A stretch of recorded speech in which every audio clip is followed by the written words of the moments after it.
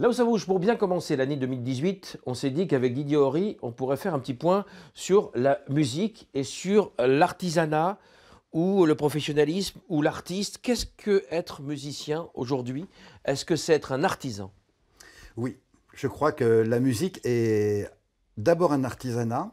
Quand on étudie par exemple une partition de Mozart, mais en fait on peut l'étudier pendant des années, on peut arriver à tout démonter. Oui. Parce qu'il y a un artisanat extraordinaire. Puis après, il y a de l'art, il y a du génie. Et je mets quiconque au défi de m'expliquer où est le génie de Mozart. Comme on dit, je pars en retraite, j'aurais fait 45 ans de carrière, donc je suis content. Et d'artisanat. Et d'artisanat, voilà. J'ai commencé la chorale universitaire en 1971, elle a disparu en 79. Je l'ai remontée en 82, l'orchestre en 92. On a fait beaucoup de choses, plein de choses. Voilà, c'est le prochain tome de ma vie, c'est de continuer à faire de la musique pour le plaisir. Mais effectivement, c'est surtout ne pas être devant dans la structure chœur et orchestre universitaire régional pour que la place soit à la nouvelle équipe dont on a vu les talents dans ces deux concerts. On est allongé un peu ici comme sur un divan, mais est-ce que ça ne va pas vous manquer de diriger? Parce que vous dites, j'aime avant tout diriger, je me sens capable de faire ça. Et quand on ne dirige plus?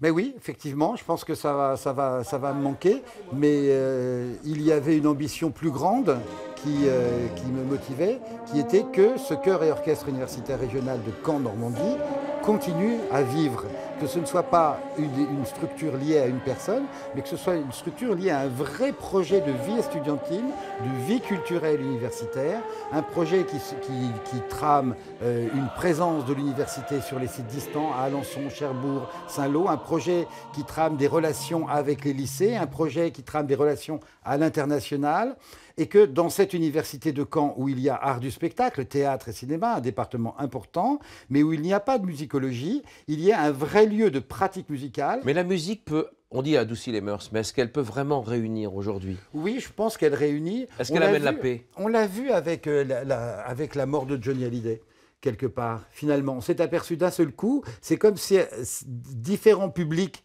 qui aimaient Johnny Hallyday réalisaient qu'en fait, d'autres publics existaient. Un public, on parle d'un public populaire, qui a découvert que d'un seul coup, Johnny Hallyday, oui, effectivement, il était aimé d'un public intellectuel. Des journalistes qui découvraient d'un seul coup qu'effectivement, on avait des musiciens classiques qui écoutaient du Johnny Hallyday. Et moi, le premier, je veux dire, j'étais pas un fan de Johnny Hallyday, mais l'autre jour, il y a 2 semaines, là, on a entendu Vianney chanter J'ai oublié de vivre. Oui. Et je me suis dit, quand on écoute cette chanson de Johnny Hallyday, finalement, on n'est pas loin avec le temps de Léo Ferré. J'ai oublié de vivre. J'ai oublié de vivre. Didier Horry, est-ce que vous avez oublié de vivre? Ah non, non, j'ai pas oublié de vivre. Je suis très touché. Je ne sais pas quel est l'état de ma foi, mais par contre, je sais qu'à la fin du Roi David d'Arthur Honegger, le texte dit « Cette vie était si belle, je te bénis, toi qui me l'as donnée ». Ça m'anime tous les jours. Eh bien, on sent votre émotion quand même, hein? Oui. Alors, ce début d'année, ben voilà, vive la musique, vive l'artisanat et vive les passionnés. C'était Là où ça bouge et ça va continuer tout en 2018. Merci beaucoup, Didier. Merci Jacques.